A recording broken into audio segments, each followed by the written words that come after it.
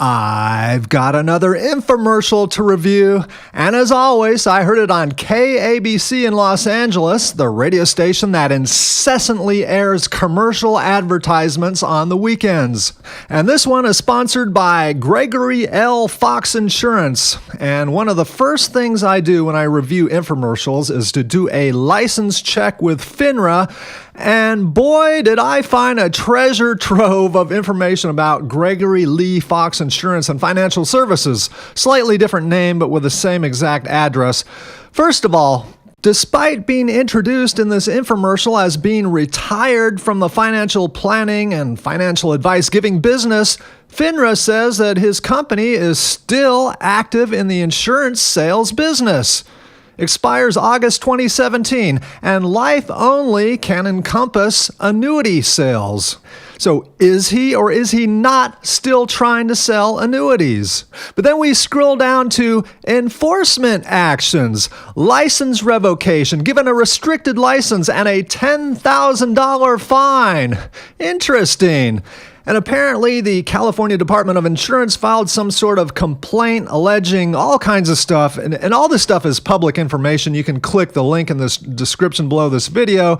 And if you skip down to item 27, you'll see that there were 7 individuals who made complaints to the Department of Insurance about Mr. Fox regarding misrepresentations regarding insurance products, including annuities, misleading advertising material targeting seniors, made inappropriate annuity sales, and was churning and twisting policies. That's what they're alleging. One of the complaints that was alleged, I found very amusing, was that they say Mr. Fox was omitting the phrase insurance sales presentation in his business solicitation materials. And number 28, Mr. Fox was having the old free steak dinner seminars, which I talk about all the time about free steak dinner sales pitches in my videos. Item 29, Fox tried to get him to transfer all his assets into an index annuity. I mean, it's bad enough to put some of your assets into an annuity, but to put all of your assets in an annuity? Unbelievable. Item 34, charged with altering transfer forms without their knowledge. Item 36, this consumer said that Fox whited out the date on her valid 2006 signature and improperly wrote 3707. This is unbelievable. But you can click the link in the description. It's alleged. But back to this paid infomercial. I'm listening to the so-called host or MC of this infomercial, and he says, "You're in for a treat because after 48 years in the financial planning business, Greg is here just to give back. He's not trying to sell you anything." Really? Call me crazy, but I think that the purpose of this paid radio show is that this guy is trying to sell annuities. I could be wrong. I could be completely wrong. But why do I think otherwise? People don't pay for expensive airtime for charity. Why do people pay for expensive radio airtime? To make money, to sell you insurance products, in particular those annuities which pay lavish backdoor commissions. So number 1, he's paying for expensive airtime. Number 2, he has a toll-free number that he wants you to call. And if you've made an investment or you're considering making an investment, he wants you to fax any of that information over to him to look over. And what? To provide free advice? It doesn't add up. Can you name one paid on-air consumer advocate radio show host who has an 800 number for you to call him up after the show, not during the show as a caller, but after the show, and the host will go over your finances with you for free, for charity?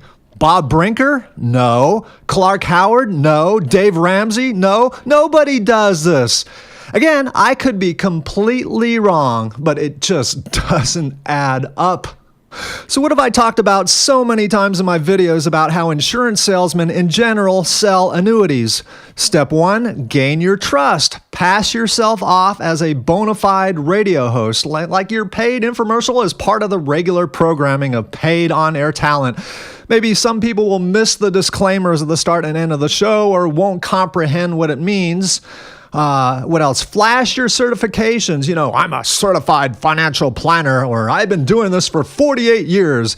Certifications and experience are fine and dandy, but they don't tell me what I need to know most, namely that you have fiduciary duty to me, and most importantly, you are a fee-only fiduciary, meaning that you are not legally allowed to earn backdoor commissions, which would be a major conflict of interest. Step 2, style yourself as a critic, as a consumer advocate. It's an underhanded, passive-aggressive approach. And how do you do that? You present straw man arguments.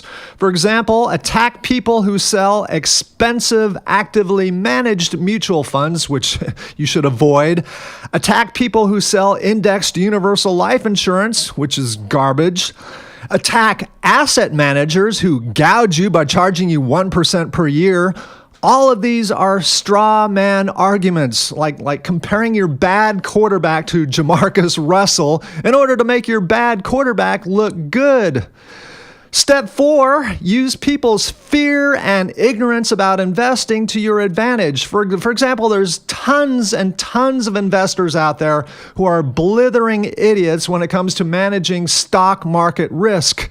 They think that their only options are to invest in stocks or sit in cash and CDs. They're clueless that as you get older, you diversify into bonds in order to mitigate risk. Yeah, I've said it a million times. I have never, ever come across an insurance salesman who talked about the Ibbotson 2872 rule.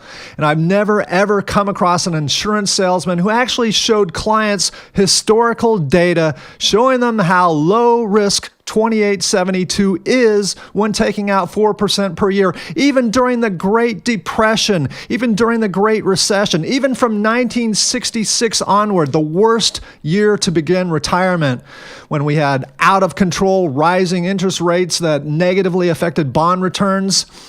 Why don't insurance salesmen talk about this stuff? Because education about diversification with a couple of low-cost index funds is bad for business, the lucrative business of selling annuities.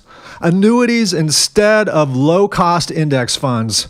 So instead, insurance salesmen, what do? They suggest that putting a portion of your money into annuities is some sort of bread and butter course of action for retirees, or for some, or for a lot of retirees.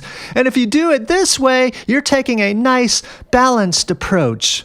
Folks, there is no such rule. It's insurance salesmen who are always suggesting that a certain part of your portfolio ought to be guaranteed by an insurance company. I know of no robo-advisor that recommends you invest a portion of your money into an annuity. None. Not Betterment, not Wealthfront, not Future Advisor, not Vanguard's portfolio tool, not Rick Edelman's portfolio tool. And by the way, Rick Edelman has said on his radio show that out of some 16,000 clients, he's only found about perhaps 10 clients who are a good fit for an annuity. Very rare situations. And I'm guessing that's usually someone who's at risk of lawsuits and plain old insurance won't cover it. Vanguard also sells annuities. They've capitalized on the market. Why not? But they don't recommend annuities to even the most conservative investor. And by the way, here's a little tidbit for you. Vanguard's annuities have no surrender penalties. So if you're someone who insists on dumping money into an annuity, you might want to look into Vanguard, because no surrender penalties means no sales agents are paid any commissions, which means a better deal for you. Pause the video and read why if you like. And by the way, consumer advocate Bob Brinker has said that, I guess if you insist on dumping money into an annuity, quote, you never ever want to buy an annuity with a surrender penalty. So anyway, if Mr. Fox is actually providing free advice for charity like they're saying on his paid radio show, I applaud him. That's awesome. Awesome. Call him up. Get some free advice. Why not? And hopefully he'll recommend 2 to 4 stock and bond index funds. But if he starts talking about fixed annuities or index annuities and he can hook you up, Number one, you have to ask yourself, why was he introduced as someone who's not trying to sell you anything? And number two, I recommend watching the many videos I have about annuities and why I think people should avoid them.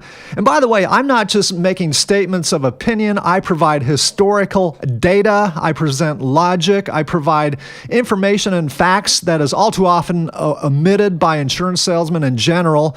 And I provide statements of opinion from experts and people in the financial services industry who have analyzed actual annuity contracts, because they're telling a much different story than you might have heard elsewhere.